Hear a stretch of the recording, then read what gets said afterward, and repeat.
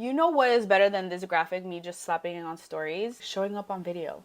Making a reel or going on stories. How is this gonna make me feel? How is it gonna be when I sign up with you?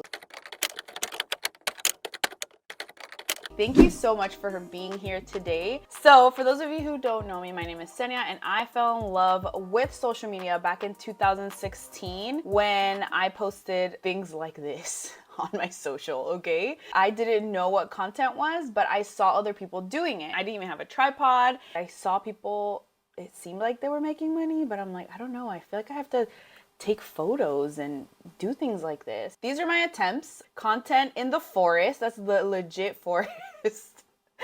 Oh my god, don't even get me started. And don't even ask me why I had balloons, because no, it was not my birthday. Who knows? So many people are making income online. Here's the thing. I've made mistakes. A lot of you have probably made these, but we get up and we continue to learn. The first mistake is perfection, making everything perfect. For a very long time, like those pictures, I'm like still super embarrassed. Sometimes we feel like we need that perfection. We need the perfect video, perfect hair, our makeup has to be done. Thankfully, the time, especially during the pandemic, it showed us that we don't need to be perfect, but we don't want to get laughed at. We don't want people to judge us, whatever the case may be. And you still feel like you need a whole production to create a post. And that is a lie. You will always be busy. You will always have laundry. Your house is always going to be messy. There's always going to be a problem. There's always going to be a family member that brings you stress. So perfection is just procrastination. You're never going to be able to have a perfect piece of content. And I show you these photos as a difference because I'm investing in a photographer. That brought me $0. I don't mean don't ever hire a photographer. That's not what I mean.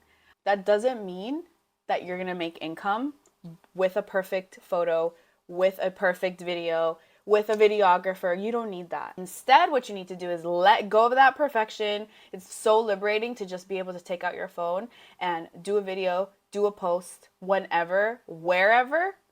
And really the main thing is to connect with your audience. Whether you have 2 followers or 100,000 followers, we're not gonna fake it till we make it. We're gonna be genuine. We're gonna share the journey. I'm new, I just started. Be genuine and talk about that. Like, hey, you know what? I just started this thing and I'm gonna take you through my journey. I fell in love because, talk about why you fell in love, be genuine. And then ask. It's not bad. Not everyone's going to say yes. You asking, you being excited, sharing your journey, recommending what's working for you at this exact moment will help your audience absolutely fall in love with you. It doesn't matter if you don't have a client. What skincare do you absolutely love? What chip bag do you absolutely love? What grocery store? These are the things that you want to think about, and it doesn't matter if you have success or not. I still will not air my dirty laundry. I still want to be genuine with my followers, but I'm not going to talk crap about my husband that I just got in a fight with him and things like that. Let's have this amazing relationship and still having that boundary with my family. Now, we're still on perfection. Sometimes what I see is that we want this perfect feed or this perfect stories, and instead of just showing our face, we post a graphic of our product, a graphic of our business model, our opportunity, our offer. You know what is better than this graphic, me just slapping it on stories? Just showing up on video, pressing live, making a reel, or going on stories and explaining how is this going to make me feel? How is it going to be when I sign up with you? What do I have to do to sign up with you? That's better when you telling me in a 1-minute video versus like a graphic that I'm not going to read and slide. First mistake is perfection, and we're going to switch that off with messy action. Cool. Moving on to feeling overwhelmed. How many of you feel like this? With social media when you wake up? You're not alone. A lot of us feel this way. The reason why we feel this way is it's so many. It's like we know that video's taking over. We know that it's essential. But when it comes down to it, it doesn't have to be overwhelming. Okay, let's talk about this. There is a solution. Think about this. If all goes wrong and you wake up and you're just like, screw social media, I'm like deleting it tomorrow. Just think about these 3 things that you can post.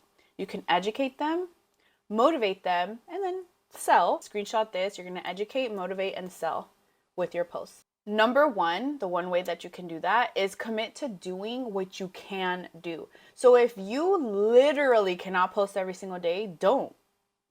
Like, just don't do it. Post however much you can. Does it make sense to post 7 days a week if you can't keep that up for the next 90 days? If you can keep up posting Monday, Wednesday, Friday for the next 90 days, then post Monday, Wednesday, Friday. Yes? The point here is being consistent, whether that's consistent 7 days a week or consistent 3 days a week. That's still consistency, okay? Whatever that is, commit to it, write it down, tell me in the chat, what is your commitment? If you say one, like, come on, man. Just kidding. Not really. 5, 5, 5. I see a lot of 5s and 6s. Imagine Monday through Friday and then a bonus, fun, viral, trendy, whatever on a Saturday. Number 2 is commit to what you're good at. Let's say you suck at video. I really sucked. It's so bad. So much so, I actually cried on stage. I want to say last year, but it might have been 2 years ago. And it was like legit embarrassing crying on stage. It's okay to suck. Who sucks on video? Tell me in the chat.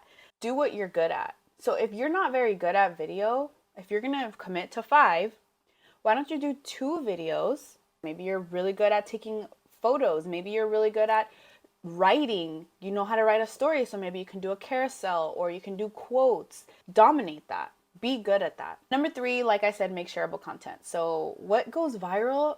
The funny stuff, the stuff that's super relatable, those funny reels that like make fun of the wives and like it's the husband making fun. Those are hilarious because they're so accurate. Focus on this, educating, motivating, and selling, making sure that you commit to what you're good at and committing to something that's doable.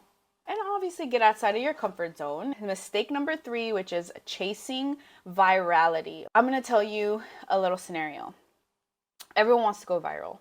A lot of us want to go viral because viral feels like it equals followers, which feels like it equals sales. But think about this. Are you ready for 20 new customers today, right at this exact moment? Think about, are you ready for 60 new customers? Perfect. People that are like, yes, I'm ready. That's amazing. That means you have some systems on there. Let's say you do go viral, get 10,000 new followers, and 1% of those want to schedule a call with you or ready to work with you. 100 people trying to get onto your calendar. I just tell you this scenario because sometimes we want virality, but what would you do if you do go viral? What is your plan? Focus on the relationship that you reach out to your current customers.